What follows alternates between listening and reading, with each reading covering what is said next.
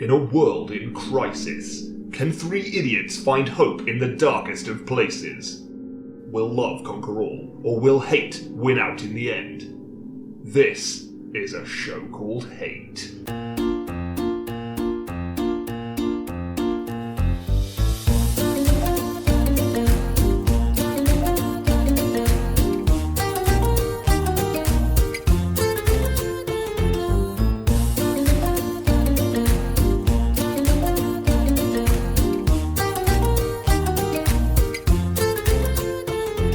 Hello and welcome to a show called Hate, a podcast in which we explore love, hate, and everything in between in search of greater meaning and perhaps a little perspective. I'm John. I'm Nick. I'm Chris. Oh, and look at us coming we're at back. you. We're back. You're back on the computer screen. Coming at you remotely, like it's summer 2020. Yeah. Oh, those heady summer 2020 days. Those virtual days. Oh, how I miss those cyber days.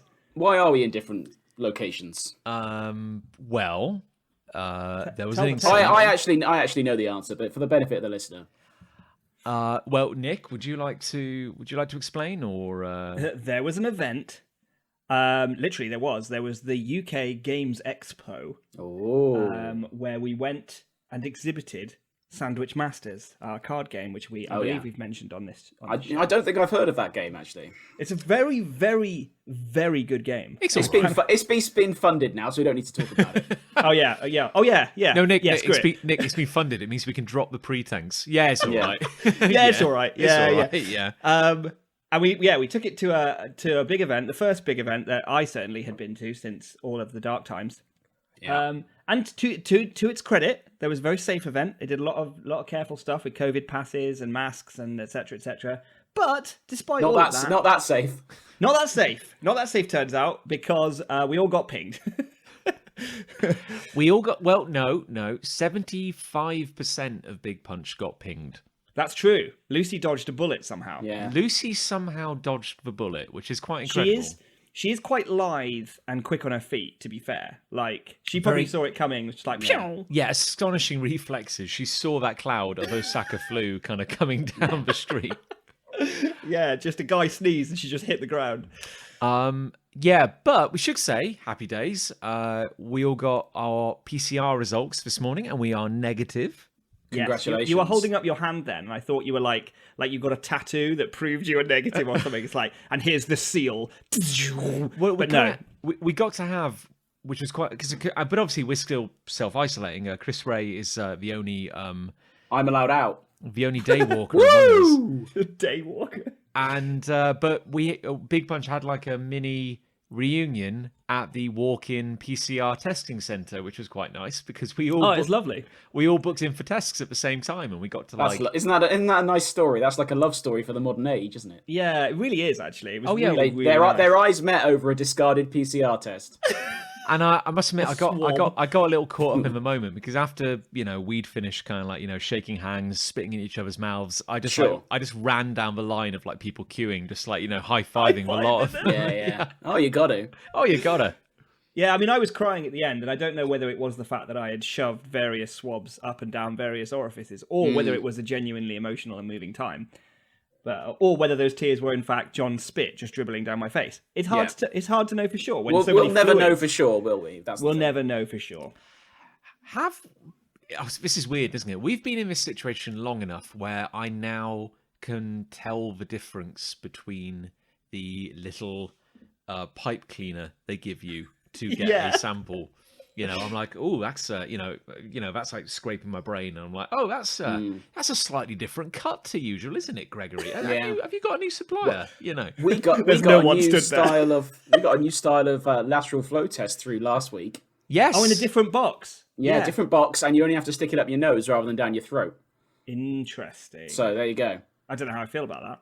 Yeah, I mean, I don't like the throat thing. I don't like either of the things, but less so the throat thing. I'm fine with the throat bit. It's the nose bit that kind of gets me a little bit. Like that's a little painful. They also said when you go into a special booth for the PCR, but essentially do the same thing as you do for the lateral flow.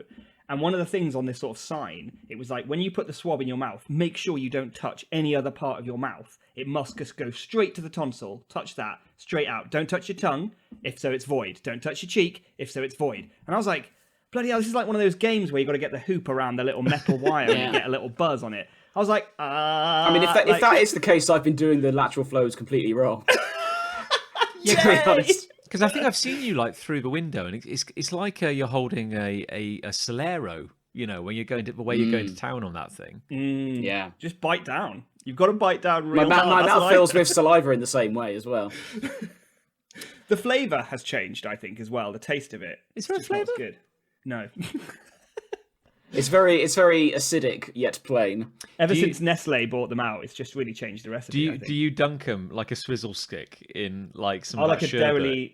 dairy dunker? No, look who Yeah, you're talking dip it to. in- Would I bring dip it- up Dip it in cheese. in Dip it in 2021, the year of our Lord? Do you suppose that I, John Locke, would bring up a Dairy Dunkable on our podcast? I was surprised. Yeah. Yeah. Interesting that your mind went there. Oh no, it isn't. That's You went for harmless, lovely sherbet, and I went for rancid cheese in a pot. I should say, like, it obviously this is very retro, the fact that we're all recording remotely again, but like Nostalgia. it's been a while since we all gathered in a room together. There's been a reason for that. Well, Yes. we were just saying it's been 5 weeks since we were all doing one podcast together in John's kitchen. Oh yeah. 5 weeks today. Because we lost a week because we were all knackered after the wedding and the other thing. Oh yeah, we were about to go to the UK You gaming. were preparing for COVID Fest 2021, weren't you? So, Yeah. And what a result that was. Yeah. Had to make sure my eyeballs were nice and moist before we went. And, Nice and susceptible to disease. And the other one was prior to the wedding of Chris Ray, who's here. And Liz. Liz and was Liz. there I as was well. away. Yeah, and you were doing something, weren't you, Nick? You were. Yes, I was seeing my family. Yeah. So we did one on our own last time. Which I've only listened to a third of, to be Oh, honest. I've not listened to it. I don't. I listen to couldn't get this through it. show. I couldn't get through it. I don't know how people listen to this show. It's fucking... No, it's a mystery. Yeah. Although we recorded it in the lounge for comfort. We did. And Oh, I see. And I feel like the soft furnishings would have added to what I can only assume is excellent audio. Oh, I mean, Yeah. the audio was perfect. If anything, it was Yeah. too good because I could really clearly feel how bored I was as I was like battling through it as best I could. Really came through the earphones. Really, like crisp boredom. Like, Yeah. oh, I mean, letting that I'm just going to roll right over that.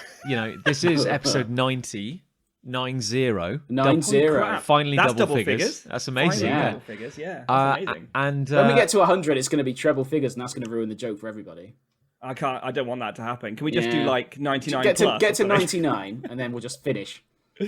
it's not like us to string a joke out, far beyond its natural lifespan. No. But is this the episode where it all goes downhill? That now that Christ, I hope not, because I don't know how much further we've got to go. have well, we? I was going to say now that we are all fully married and presumably fully married, fully married, vaccinated. Yeah. fully vaccinated, fully married, are we all perfectly adjusted and do we have nothing left to complain about?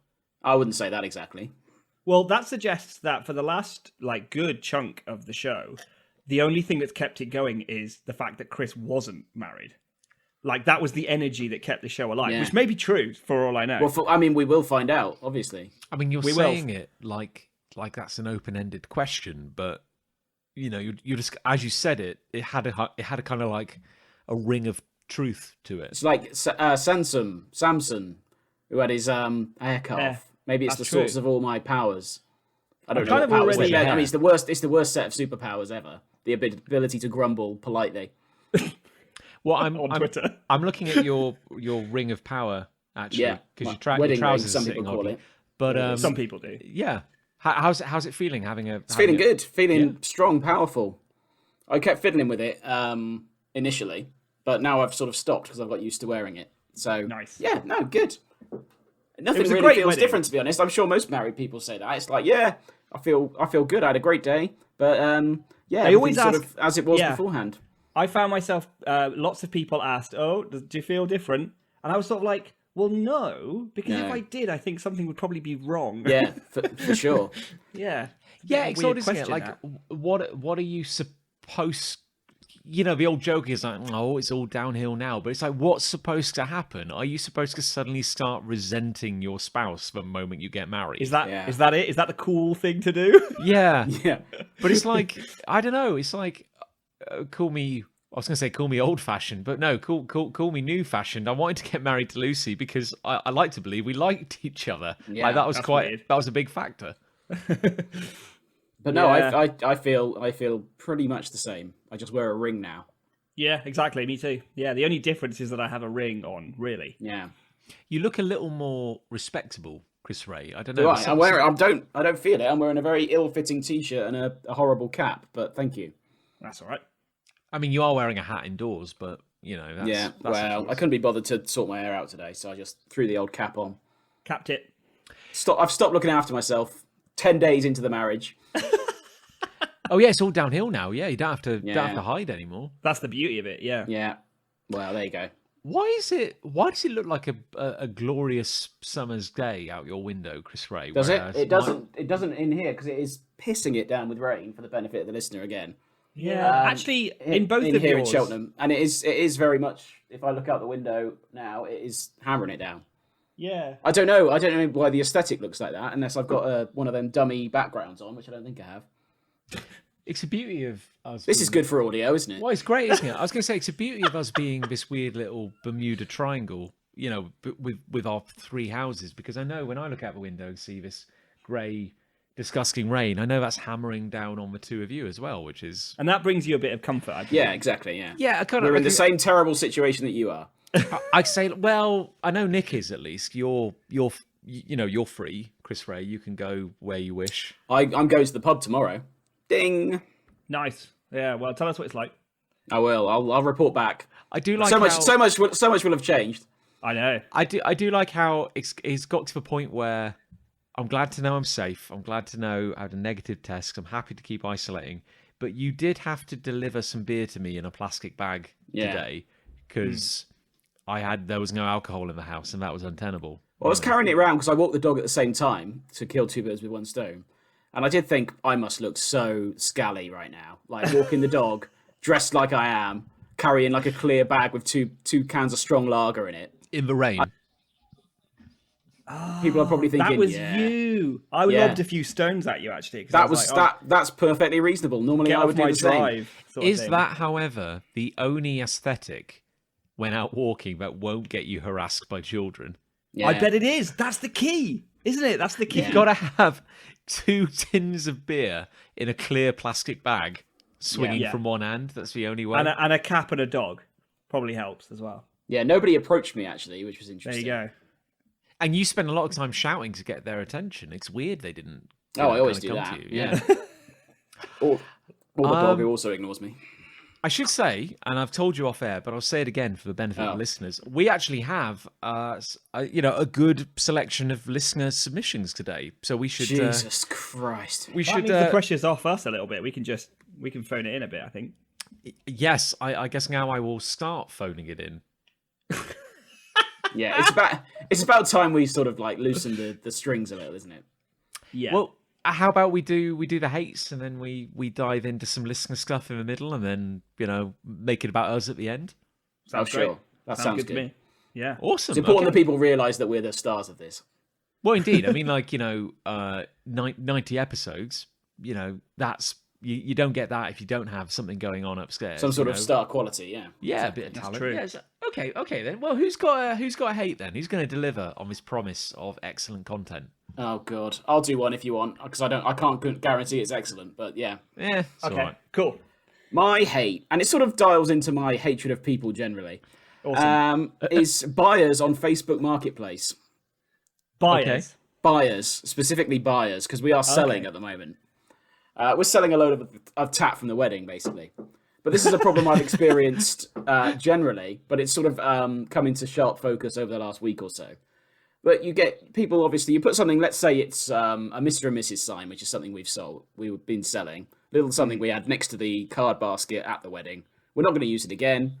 Let's sell it. So we're selling it for like £2.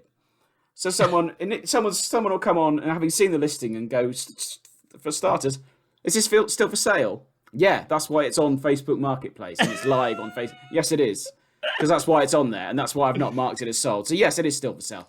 Okay, great. Will you accept £1? No, I won't. I won't accept £1 because it's on for 2, and that's half of what I'm asking for. So no, I won't accept 1. Offer me what I'm asking for it. Don't try and barter with me. 150? No, I've put 2. I've just put it on for 2. Is it still available? Yes, it's just gone on. Will you accept less than you're asking for? No, it's just gone on. Give me £2 or fuck off. 140 it is. And then let's say you make a deal with someone. Okay, someone's offered you £2, which frankly is a low price for what they're getting anyway. It's an incredible sign. And then they say, oh, okay, I'll come and pick it up at 3:30. No, you won't. No, you'll come and pick it up when I tell you I'm available. I have the product. You'll come when I tell you, and you're coming to my house. Yeah. I'll give you a time where you can turn up, and then you can come, and we'll exchange pleasantries. Hi, how are you? Nice day. Get off my land, that kind of thing. Yeah. But don't turn up at a time of your own choosing. No. When you come to my house, like I wouldn't let you two pick a time to turn up. No. Let alone a stranger who's buying something off me. No, it's actually quite rare that we get to see you on account of those conditions. My rigid timetable, Yeah. Yeah, and that spike pit out the front of your house. But then you let's say they ask for a time and you give them a time. Oh yeah, let's say 3:30 on Tuesday, for example. Oh, I can't do 3:30 on Tuesday. Can you do 3? No, I can't because I just said 3:30. So the odds are I'm probably out, aren't I? I'm probably not around. I'm probably not around about 3-ish. And we've been out on walks, and someone's agreed to come at 3:30, and then gone. Oh, are you in at 3? Yeah. No, I'm not, because that's why I said 3:30. Because I'm out. I'm literally out. I told you I'd be out. The thing we've had this. Yeah. Sorry. Yeah, we've had this selling on Facebook Marketplace before, where we've set a time, and we found the most common thing is you say like you agree a time. Obviously, you say the time because you're the one selling it. Like, yeah, I'll see you at 5. And they just don't show up. They just never come. That happens a lot. That's the last you ever hear from them. But like a good couple of times, there's been like, oh yeah, we'll come at 5, obviously. And then I get a message at like 2:30 in the afternoon, and they're like, "Are you there now? Because I'm there now." And we're like, "No, just no." Like, and even if we were, that wasn't the agreed time. Yeah, just no. We had one where we were selling a desk for my mum, and we agreed a time with this guy.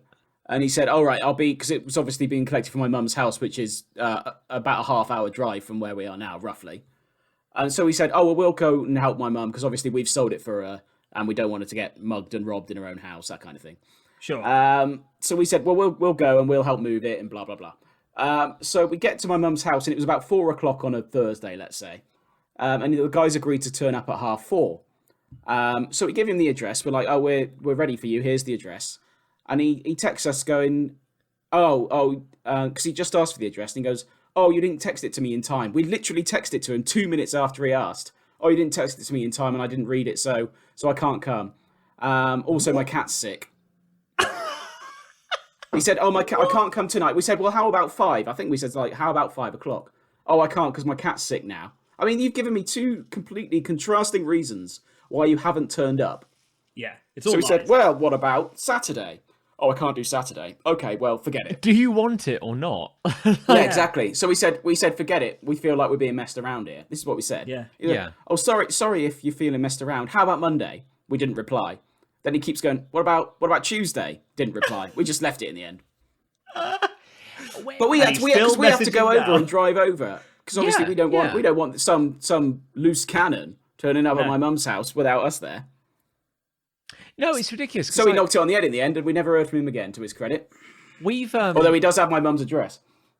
We've had some positive experiences selling stuff on Facebook Marketplace, as in we have ultimately sold stuff on Facebook Marketplace. We've made some sales. But I'm kind of convinced that it is fundamentally impossible to sell it to the first 7 people who inquire. Oh, yeah. You know what I mean? I think that's the rule. The first 7 people will always waste your time, and then it's only the 8th person that you'll be able to make it work. But say you're selling something, and then they say, oh, will you hold it until tomorrow? And I go, well, yeah, all right, I will. And then you have to turn down various people because you're holding it for this person. And then they just go quiet. when I get that message, can you hold it? I go, oh, actually, I'm getting a lot of interest in this at the moment. So I'm sorry, but it's going to have to be a confirmation now, or I'm going to go with someone else. And then they get arsey. They do. They get arsey because they'll say something angry, like, don't they? They say something like, oh, yeah, like, well, why haven't you sold it already if you're getting so much interest? I'm like, well, because that's not how it works, mate, is it? Like, I'm still negotiating with all of them.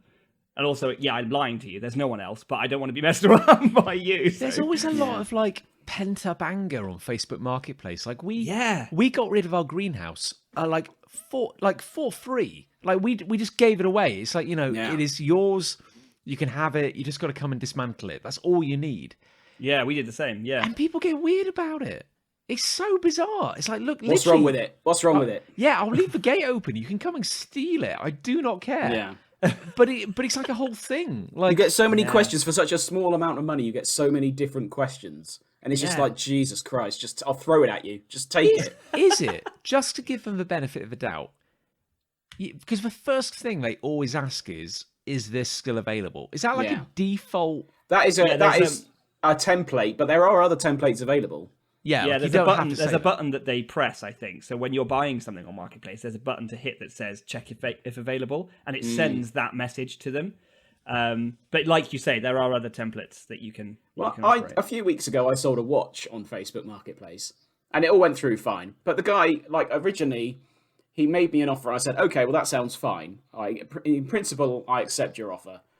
Send me the money." To this PayPal, and I'll get it sorted. And he phoned me through Facebook Messenger. I was like, fucking hell, mate. If I wanted you to phone me, I'd have given you my number. Yeah, I don't want this. I don't want this at all. And he had a chat with me, and he was like, oh, can I trust you? I'm like, well, probably not, no, because you don't know who I am. All I can say to you is you can trust me, but saying that makes me sound untrustworthy. Well, was he gonna? Oh, that's a whole other thing that I'll have to get into. I think in a future thing is the idea of anyone who says you can trust me is immediately untrustworthy. Yeah. Immediately.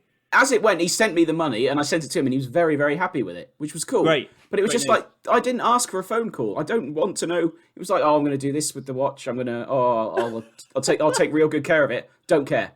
We don't care. Don't care. I'll love it dearly. I'll keep it in a velvet box next to my bed. It's like, but that's one of the reasons he gave I should accept his offer, because I actually had an offer that was slightly higher, but I said, well, you've got first refusal, so bollocks to it. It was only 20 quid or something, and he was like, oh, it's going to a good home and all that. I'm like, I don't care. You can smash it with a hammer, honestly. I don't care. We see my parents aren't on Facebook, which I'm quite grateful for actually, but my dad wanted me to sell, a bit like your mum, Rev, wanted me to sell on his behalf a roof box for his car, like a kind of storage thing. And I think it was probably worth like 100 or 150 quid or something like that originally. But he'd had it ages, and he was like, just sell it. It's worth, you just, get me 50 quid for it. That's all I want. And of course, you put it on, and you're like, look, it's in all right condition. It's just a little scuffed. It's been used for a few years. 50 quid. And of course, like the first 20 people are like 20 quid. Yeah. Yeah. It's on for 50. It's on for 50. It's on for 50. You could Google it, and you could see how much it's actually worth. But 50 quid. And then everyone goes like, 40 quid. No, 30 quid. No, it's really like everybody's going lower. And then eventually, you wait, and like the 21st person to get in touch is like, 50 quid's great. Yeah, cheers, mate. Yeah, awesome. That's a top tip, that you've got to be patient on Facebook Marketplace, because some people are just not worth the time and effort. They really are, especially when they're buying stuff for really cheap. Like even whether it's 50 quid for 100 quid item, or whether it's 50p for some stickers or something, which we did sell again. That was something we sold. And it's just like, Jesus Christ, just take the stickers. Just stop asking me questions. Get out of my life. It's weird the other way around as well. Like, I've bought stuff, and occasionally, like, I think I bought a table. I bought our podcasting table, the one we've not been able to sit around in a year and a half. And I wanted a table I could drill holes in, like you do, so I could run the cables through. And I remember messaging some guy because he was selling a table. I was like, can I just ask, like, what's the top made out of? Sure. Simple enough question. And then he was like, I think it's like plastic or something. I was like, it's cheers, mate. I'm not. It's not really what I'm looking for. Would he give up? No. No, it was like he kept messaging me, going like, "You sure you don't want it?" Smells Yeah, real no, good. I'm fine. It's just really not. That's the other side of it, isn't it? That's Yeah. the other side that people get desperate Oh then my on the other God. side of things, and it's just like, I've said I don't want it. I've said I don't want it. Just leave I me, don't leave know me be. yet. We're not like mates now. Just because I've appeared in your messenger like app, because that's how it works, doesn't mean we're mates and that we can chat about like what you're going to use my watch for, what this table's made of. I don't care. Keeps I wanna sending you shut it pictures down. of him wearing the watch. Yeah, He's like, "Is he in the shower? What's going on?" it's just like I'm giving you a service. I offer a very good service on Facebook Marketplace. I text them a picture of it in all wrapped up with their address on. Here it is. Nice. Here's what to look out for. Now leave me alone. Forever. Just I offer a very professional service, but we're not friends. I don't need to hear from you beyond this transaction. The problem with Facebook Marketplace, and I think the thing that makes all this weird behavior legitimate, is because it's so unofficial. Like there are Nobody trusts anybody. no, you could just do a runner like with it. Yeah. The only way I've ever sold anything through Facebook Marketplace is door to door. Like Yeah. I've never done like what you mentioned with PayPal and sending people stuff. Like that's come up in conversations before where someone's like, "Oh, could you send it to me?" And I'm like, "No, I'm selling this." Because which way round do you do it? Do you make them pay you first and then send it out? Which I suppose you do. But like some people don't want that's to do the way that. I've done it. Yeah. Well, it's like there's a really awkward moment where you do get them around your house. Like I sold my old mountain Into the bike lounge. from when I was a kid, and after a ton of people going like, "Oh, 10 quid, 5 quid," I was like, "No, 10 no, quid it's for a worth bike? like 50 quid, and it's not even worth that. Like I just want 50 quid for it." 5 quid. Yeah, and then eventually, like this lady and her son, her man child, came over to collect the bike, and it's that weird moment where like you open the door, you let them into your house, and they're looking at the bike, and you're suddenly like, I'm in a house of like these two strangers are now in my house. Yeah. And there's that moment where like they go, "Well, let's have a look at the bike then." Sure. And then I kind of stand there and I'm like, "Oh, this is awkward," and they got to like look at the bike and go, "Well, it's definitely a bike." "Oh, look at that. Oh, the wheel." But then they make that small talk that people always make when you have to like examine something that you're going to buy. But Yeah. you're kind of like you're going to buy it because it's so much more awkward if you don't. So you just sort of go, "Oh yeah, seats in Oh, good yeah, condition. no, oh, look at that. Oh yeah, the chain's on. Yeah, That's good." Sometimes I've the chain never comes off. had anyone turn up and say no. Well, no, exactly. Yes, No. anyway. But it's also that moment where, like, after you've done the awkward small talk, and they're like, and then they talk among themselves, and I'm like, "Do you want it? Yeah. I think. Yeah. Yeah. Let's do it. Yeah, think I nod, do. I nod, think I and do. then the hand goes very slowly to the wallet, Yeah, and then yeah. like, and your eyes kind of like snap zoom onto their hand, and it's this really like slow motion awkward moment where they're reaching in, and you see him like counting out the bills, and it's like, oh my god, like the world goes quiet, and then the moment your hands are on, it's like, oh, it's fine, yeah, off you go, cheers, Yeah. good luck, yeah. The thing They're I not always going to dread, come to my house and kill me after all. the thing I always dread is that they're going to, in some way, either forget to pay me or they're going to try not to pay me and just walk away. And so, and I'm always fearful that there's going to be this moment where I've got to say, "And the money, please." Yeah. The thing is that is a very aggressive thing to ask a stranger. Yeah. Can It's I like- have some money, please? Give me your money. Yeah. Of the three of I us, demand your money. yeah, Give it of to the- me now. Of the three of us, however, I think the only one of us who I imagine would be comfortable with that accusation is yourself, Chris Frey. I can imagine Nick and I That just is- collapsing into a black hole of awkwardness if that were to ever come up. Just no, please, just take it. It's fine. Oh, I'm feel sure like- I'm sure you'll send me the money at a later date. That's fine. Yeah. Yeah, exactly. As they're walking away, like not even looking at their wallet, just walking away with my bike. I'm just like, that's fine. That's fine though. That's okay. I don't trust anybody enough to owe me money beyond the thing I'm giving them. No. Like I include Yes. friends in that. We sold a mattress to a very nice lady when we Only lightly soiled. when we moved out of a shared house, and we were like, well, it's we've slept on it for several years. Sure. It's never been washed because you can't get a mattress in a washing machine. That's absurd. Not easily. True that. But it's had a bed sheet on, so technically Technically, it's you've fine. not touched it as such. Yeah, You've probably sweated through it. Definitely. certainly, yeah, and shat myself, obviously. Yeah, oh, I mean, Yeah, you the usual amount. That's just wear and tear. know. Yeah. So But But yeah, that was fine, you know. And I was a bit like, I felt a bit weird selling a mattress. It felt like I was selling like a kind of used syringe or something like that. But she was like, "Oh, no, it's cool. You know, it's just for one of the houses I own, and you know, it'll be good enough for the tenants and stuff." And I was like, "Yeah, probably will." Yeah, well, yeah. If she doesn't have to sleep on it, it's no skin off her nose, is it? So I've been a tenant. It's fine. Yeah. I know how much you care about us. That's okay. Tenants are lucky to get anything. To be fair. Yeah, it's true. Swines. True. I've got hate. Yeah, he's got hate. Nick's got hate. Go on. Yeah, I've got hate. Go on. I hate gnarly branding. Ooh. Right. I hate it when your logo is a skull with blood dripping out of its eyes, and it's got a bit of the skull top missing, and there's a brain in it, and it's going like, and its eyes are like hanging out, and underneath it says like Bleeding Skull Limited. Can I just say, and it's like, it does feel like, well, this is a merry-go-round of our greatest hits, where it's like people are shit and we hate marketing, and that's basically like every episode. Welcome to episode 90 of A Show Called 8. More of what you love.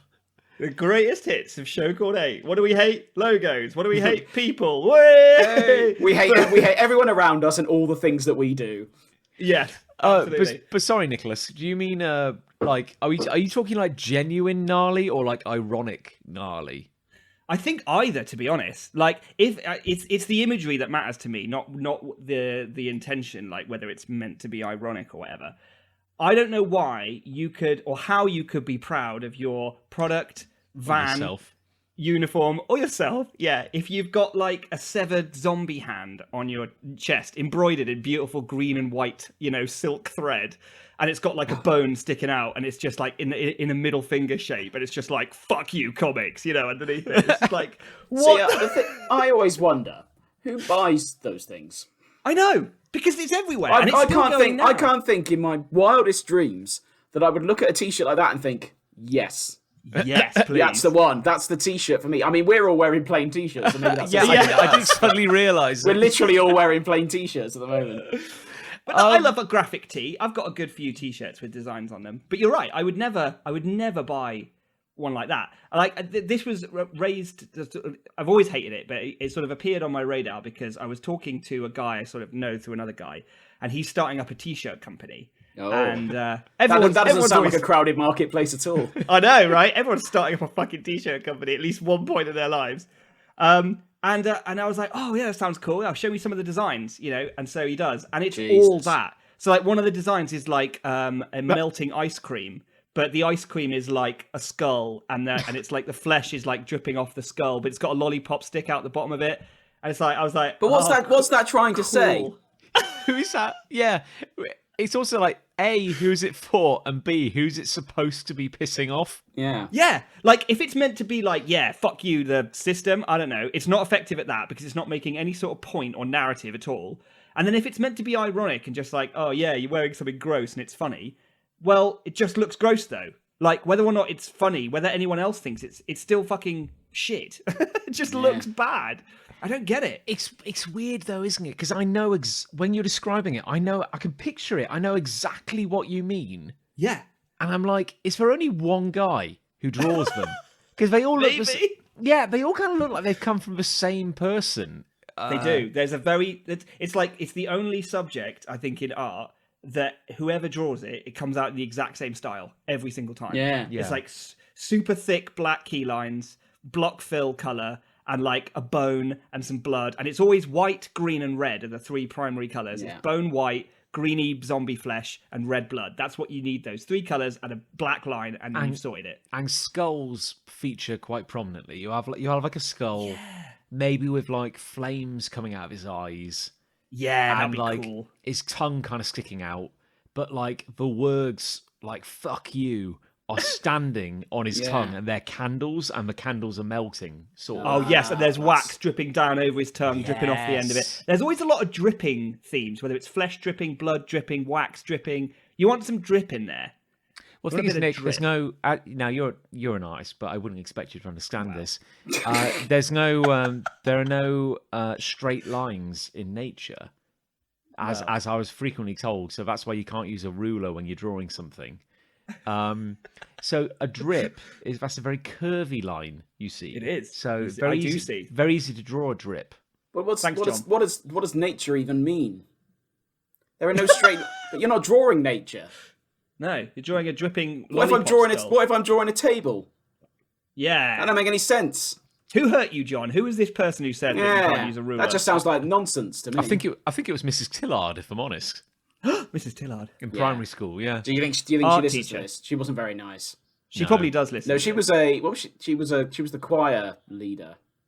Yeah, she's the one who made us. Well, she was a teacher, but in the What did she teach? Oh, I well, don't know. you didn't have a subject when you were No, in no, primary that's school. true. Oh, Yeah. that's true. You just But taught no, everything. She was the teacher everyone hated.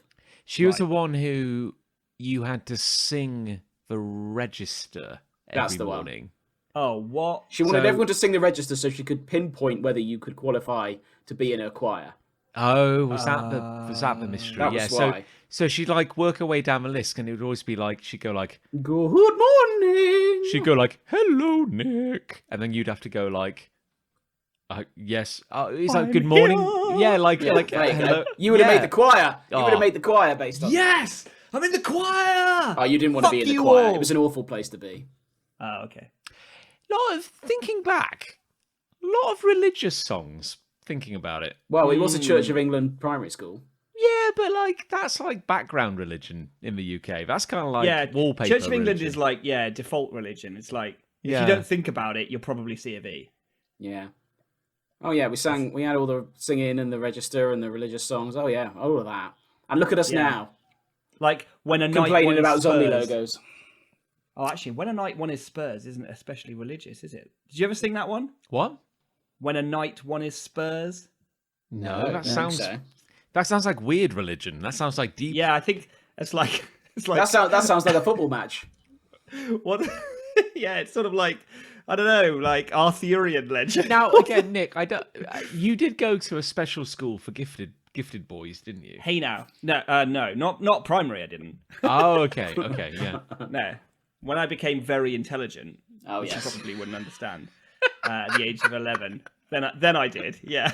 Right. So when you sang "Verily, when the night doth win his spurs," was that like Sure, primary school or secondary school? That was primary school. Okay, I still It feel was a hymn, but it was about a hymn about a knight killing a dragon. I think it was about what is his St. George, King George. Georgie, One yeah. Of, what did George? One of the Georges.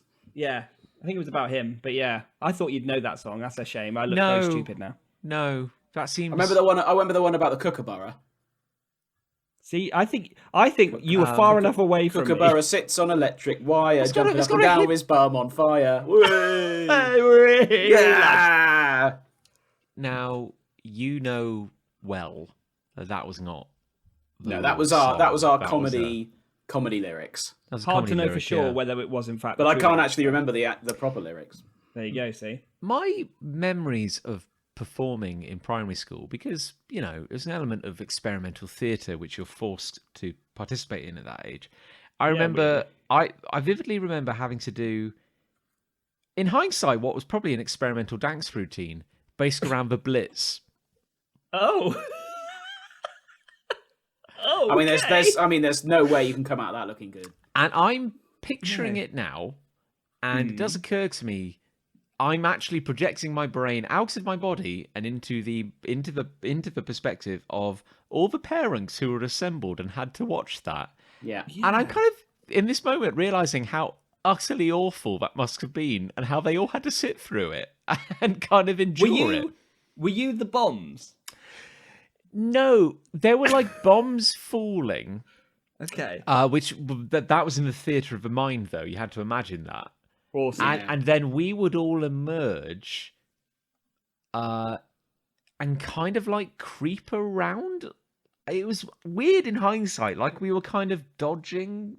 Well, we weren't dodging the bombs because that would be more energetic. We were like just kind of like cautiously creeping while something played.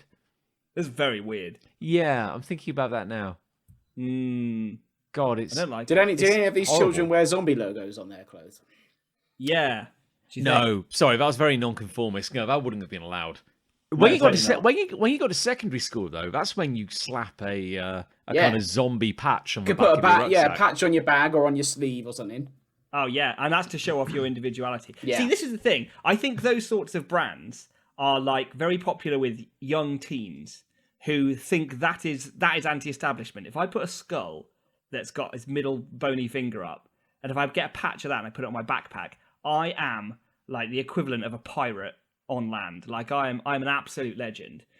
But this is the thing, is that these brands are being used by big companies, you know, by grown-ups for grown-ups. And that's the bit I don't understand. See, I just think, as a brand purist, it looks terrible.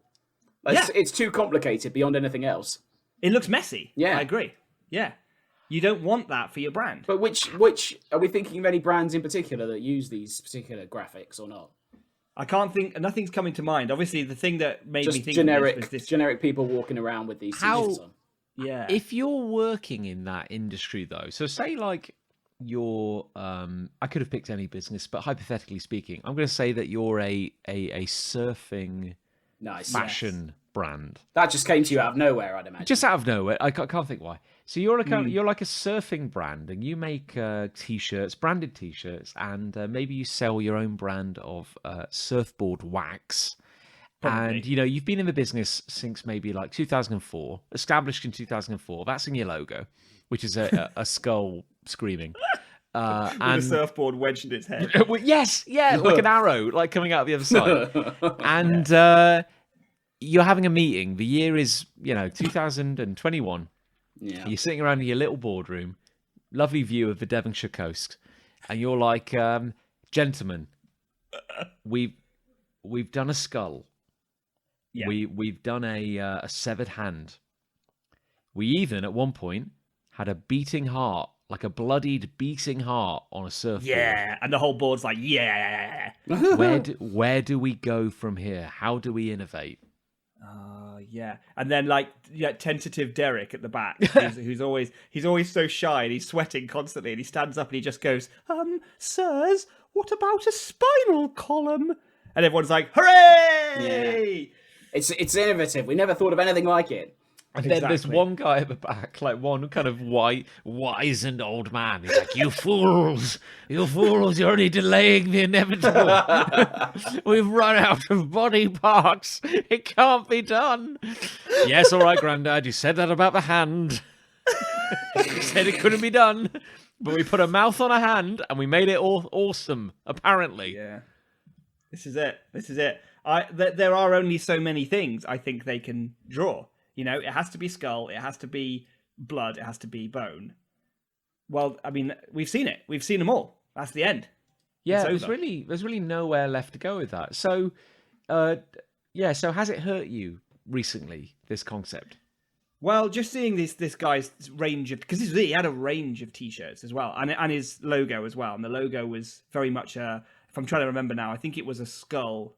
No, it was a little skeleton boy wearing a t-shirt. That's right, because of course it's a t-shirt company. That's Sure, clever. yeah.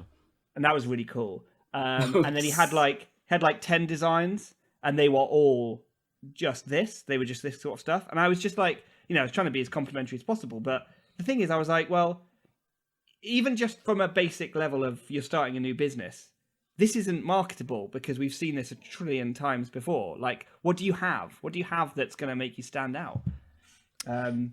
So yeah, I was just disappointed, I think. I was just disappointed, and I should have told him there and then. I should have said, I'm disappointed with you. You see, my thinking with like a graphic tee is that when I see a t-shirt with a logo on it, or a symbol, or a piece of artwork, I'm like, I'm thinking, how can I make a custom t-shirt? Like, I'm thinking, how can I make a t-shirt which is purely me? For me and me only, yes. That speaks of me. What would that have on it? It'd probably be a screaming skull with the word "fuck you" dripping off his tongue. I don't think anything like that exists. So I think no, it's weird actually. Like if only I could find it. But this is the thing, isn't it? It's like, is it? Yeah, are people wearing this because they think it speaks of their individuality? Do you think? I mean, I'm so individual that I'm going to buy this mass-produced product. Yes. Everybody's got a thing. It's just like it is particularly striking that this particular style is so incredibly unique and yet also so incredibly repetitive. If that makes sense. Yeah, like no, it does. Yeah. Do they do well, these people, financially? Well, I mean, this guy's only just started out. He's he's looking to launch his business, and I don't think he's going to do very well, if I'm honest. Like, I don't want to be mean, but I honestly hope he's not listening. Well, no, maybe we should wish him all the best and just kind of hope. Maybe but no, the thing is, I don't want to see people walking around in t-shirts like that. I don't want to see it. From my own point of view, I don't think people should be allowed to buy t-shirts like that. So there we go. You've heard it here. If you saw, we're against it. If you were walking your dog in a everyone should wear plain t-shirts like me. If you were walking your dog in a family park, Chris Ray, and you're as I do sometimes. You're there with your dog and your clear plastic bag with two cans of strong lager, enforced lager in there, nodding at all the children with a smile on their face. And there's a kid's bike leaning against a tree, and you see a person wearing a t-shirt, a black t-shirt with a kind of green rotting zombie on. Sure. And he's like doing a kick flip or something on a skateboard. A sweet maneuver. Yeah. How does that make you feel? I wouldn't say angry because I don't care enough, but I just think, that's a waste of a nice fitting t-shirt, probably. The zombie is it's got two middle fingers up while he's doing the kickflip. Does artwork need to be sweary though? Yeah. Does it? And that's a question. That's a question I'm putting out there. Yeah. Why do we need to see that? Why do we need to see an abusive cartoon zombie? Maybe artwork is meant to be provocative. Maybe artwork is meant to challenge. But there's a difference between provocative and just rude. Because it's fucking sorry for being rad. rude. It's fucking rad, yeah, bros. It's not though, is it? Are any of the people who wear those t-shirts fucking rad?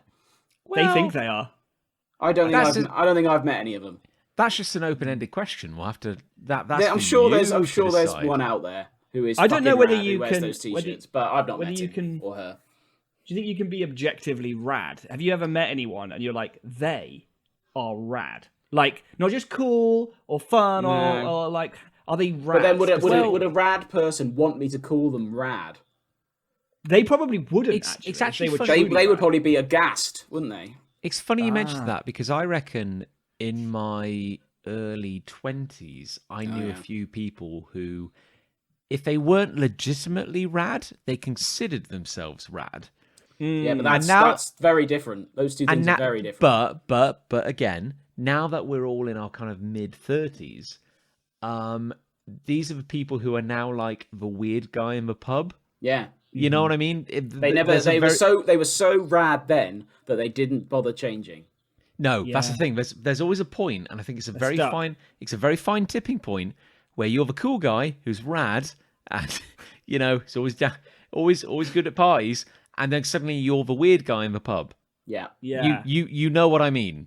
Like you're just It's happened to many people. I'm sure a lot of people who we've met over the years as well.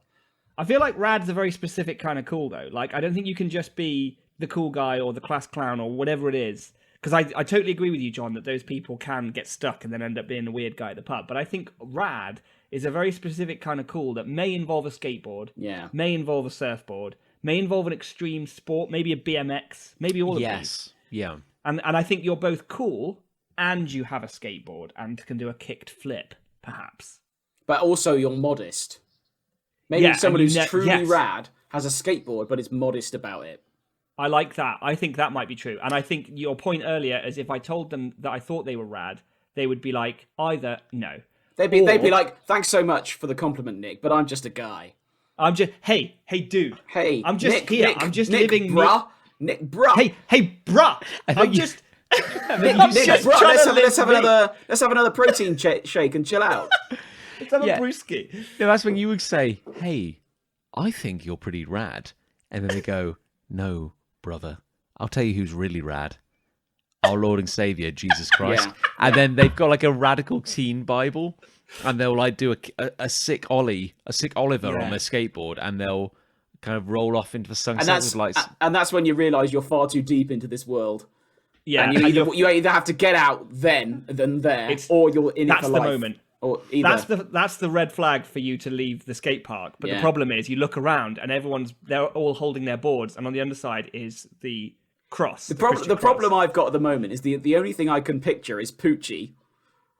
Yeah, That's the only thing that's in my head at the moment. Poochie is I rad. feel like the dark side of rad is where like you'd be invited, like a friend of a friend of a friend. So like the dark side of rad. the dark side of rad would be like the friend of wanna a friend write a of a book. friend, your third acquaintance going, there's a party happening in a wood nearby. Come along, Yes. it's going to be great. You're going to turn up and it's going to be a bunch of like people wearing these t-shirts. It's all going to be a bit, and you're like, Yes. and you're going to be like, well, okay, this is a bit weird, but at least there's alcohol. And then you could discover there is no alcohol, and everyone's just high on life and the gospel of Jesus Christ. And there's going to be this weird, utterly sober rave in the middle of a wood, and you're going to be standing on the edge, going, I need to leave right I need now. to get out. I genuinely can't think of anything worse than that Yo, scenario. what up, guys? My name's Duncan. I read Leviticus. Come on down. Thing is, if you were in the woods and you were about to be murdered, at least you'd be dead for part of it. I guess. that's You'd have to live the whole thing, all of that. At least you'd be dead for part of it. It's a That's point- amazing. It's a point where, but it's around the time where you would ask, but seriously though, where's the alcohol? And Yeah. that's when you realise that an impromptu skank is happening at the other side around the bonfire. Just this Oh, they're wild skanking. abandon. Oh, they're skanking so They're hard. like- skanking hard the whole time. They're skanking Yeah. to the extent that you look down at your legs and they are skanking themselves. Yeah, and You just can't help it. Yeah. and someone's whipped out a CD for Me First and the Gimme Gimmes, and they're just like going wild to some early 2000s ska in the corner. And you're like, and that's when I turn to you and we're like, start the car. We need to go. But then you look at me and you look super closely and there are two crucifixes in my eyes and I'm just like, hey dude, hey brah, Hey, brah. hey brah, hey brah, grab a monster and let's kick flute. I know. I think these guys are really onto something. Let's neck a 2-litre bottle of Evian and then just skank their night away. You've got to hydrate, brah. You've got to hydrate to skank, brah. Oh, Yeah, God. I think so. A modern horror story. It's like the new Midsummer. It's terrifying, honestly.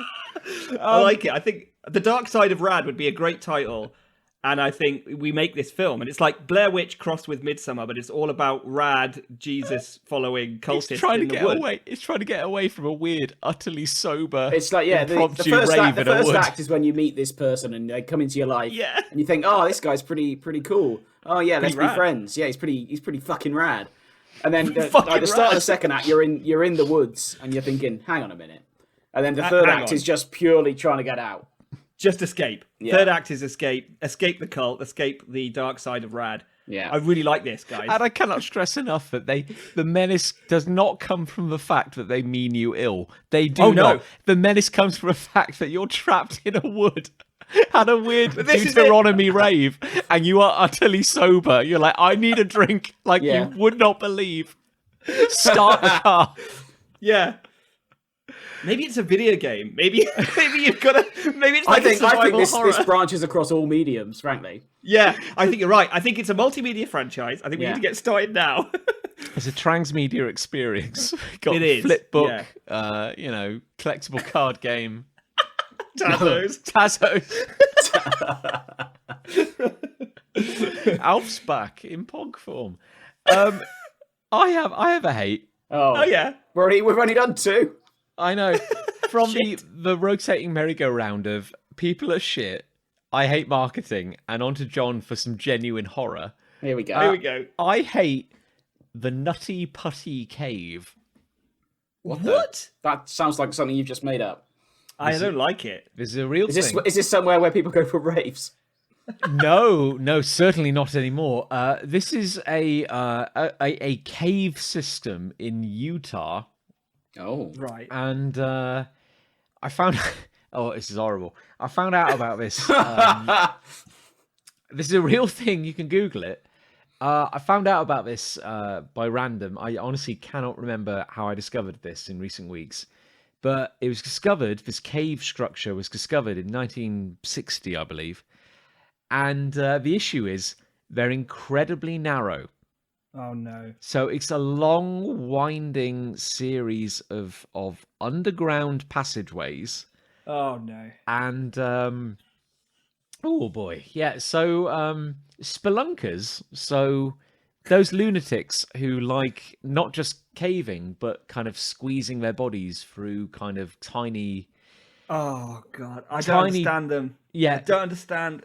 tiny little spaces. It was quite a popular kind of spot, so people would kind of Oh Jesus. Just collect Pokemon Yeah. cards or something. Like, why do they have to do this? Why do they have to do that? yeah, it's not good.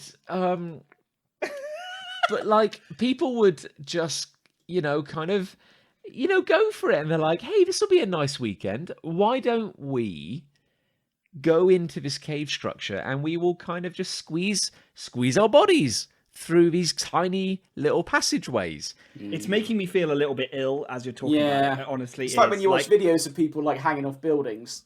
Yeah, It's that it's the kind, same it's that feeling. kind of motion sickness. Yeah, but Yeah. I feel like I want to stretch my arms out right now because I Yeah. know I can. Yeah, just literally like reach out so that you can't touch the walls. Like enjoy it, because I felt ill kind of finding out about this. So like there's this cave system called the Nutty Putty Cave, which is an awful name. It's awful, yeah. Yeah. And it gives you, if you look online, you can find like a little map of like Great. the cave layout. And you would think that like being a map, that you're kind of looking at it from the top down. Like this is how the layout works. Like, like a traditional map. But you're actually looking at it from the side on. Like an So- ant colony or something. Yeah, so it's very vertical.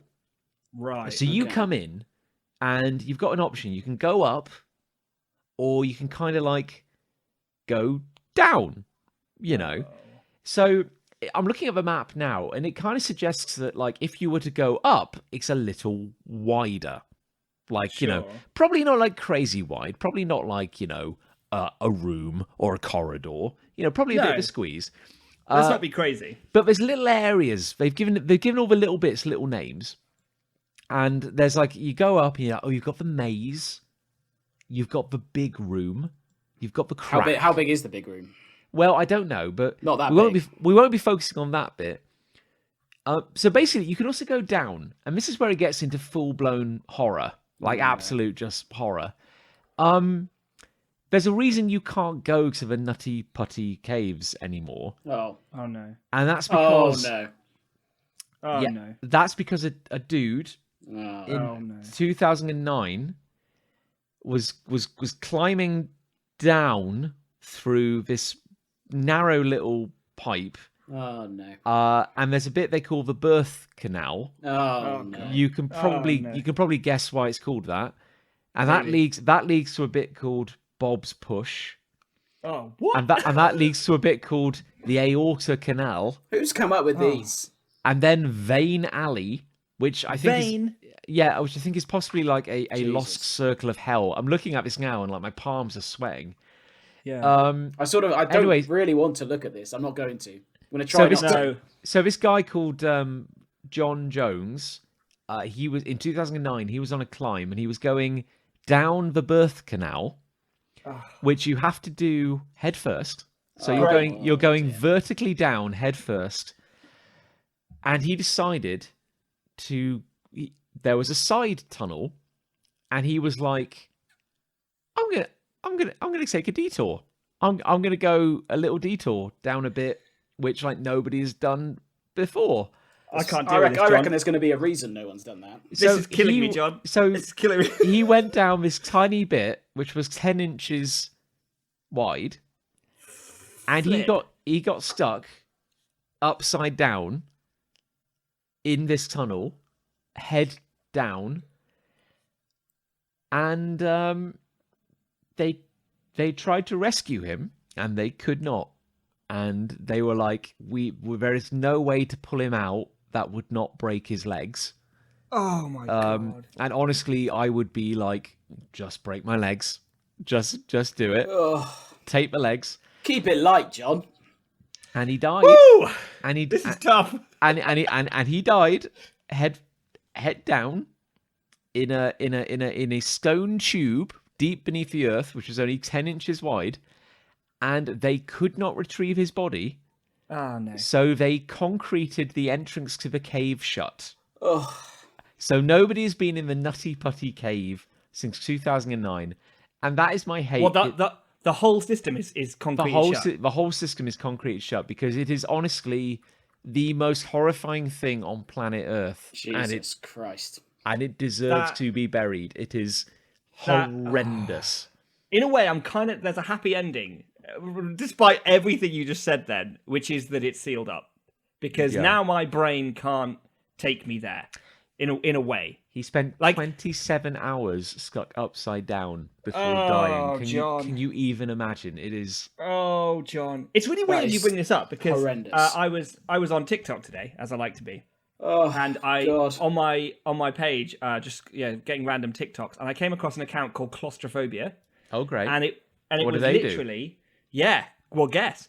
It was literally a shot of what looked like a very small pipe, again, probably 10 inches across or something. And it was just an external shot of a guy getting ready to just slide in.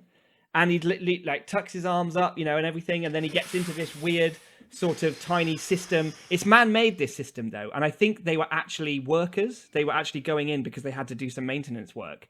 But they not only go down through this incredibly 45-degree angle downward pipe to get into this system of wherever they've got to do their work, but then they have to, on their backs, in a tunnel full of water, they have to swim so that their nose is basically touching the roof of this tiny, basically water-filled tunnel with their mouth just above the surface of the water. And they have to swim backwards through this tiny water-filled tunnel for a distance before they can reach the place that they've got to do the maintenance. And this is something that these workers have to do. Like, that's the only way this work can be done, is by entering that way and doing that to get there to do the thing and then getting out again. And that I saw that today. And then it's really weird, John, that you then come at me. You woke up and chose violence, and you came at me with this story. John, and it's like, John's like the algorithm just following you around in your head. And you absolute monster. Now, it's funny There's a movie been made about this guy, by the way. Yes. Yeah. Really? Yes. I'm just looking him up. I couldn't resist the urge to look it up. It's funny you mentioned that, Nick, because you were saying many times during that little anecdote that they had to do this, so that they had to do this. And, and it's funny, isn't it? Because people sometimes get angry that we have trade unions and stuff. Because I'd be like, no, I don't think anybody should have to do that. I think that's kind of monstrous. I agree. Weirdly, though, watching these guys do it, because it was 3 guys in this very short video, they had smiles on their faces the whole time. They were loving it, it seemed. I bet they Or at did. least otherwise they wouldn't get paid. Well, indeed, yeah.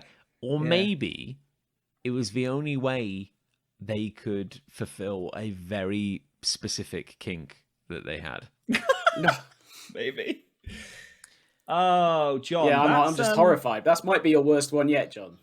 Yeah, I think you've really committed to the hate side of the show today. I mean, to be fair, I agree with you on that one. I hate that as well.